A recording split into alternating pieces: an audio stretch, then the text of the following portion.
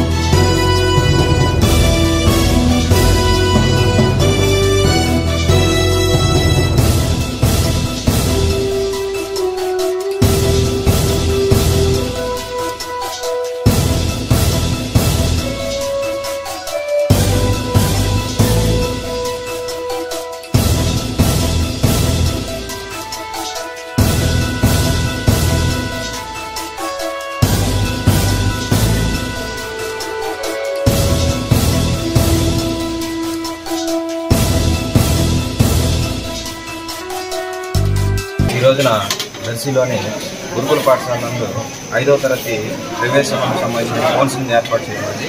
దీనికి సంబంధించి తల్లిదండ్రులు మరియు విద్యార్థులకు దర్శి లయన్స్ క్లబ్ ఆఫ్ స్నేహ తరఫున భోజన వసతి ఏర్పాటు అనేది మా ఆధ్వర్యంలో జరుగుతుంది. మాకు సంతోషంగా ఉంది.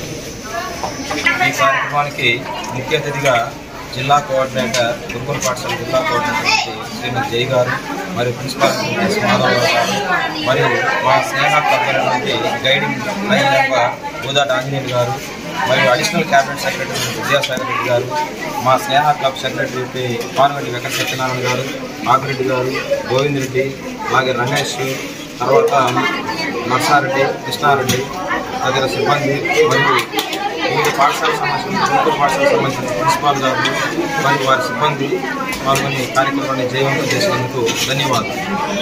ఇలాంటి మరింత ఇంట్రెస్టింగ్ న్యూస్ కోసం చూస్తూనే ఉండండి D7 న్యూస్. ఒక్క నిమిషం ఆగండి. D7 న్యూస్ ని లైక్ చేసి, షేర్ చేసి, సబ్స్క్రైబ్ చేయండి. D7 న్యూస్ నిరంతరం ప్రతిక్షణం.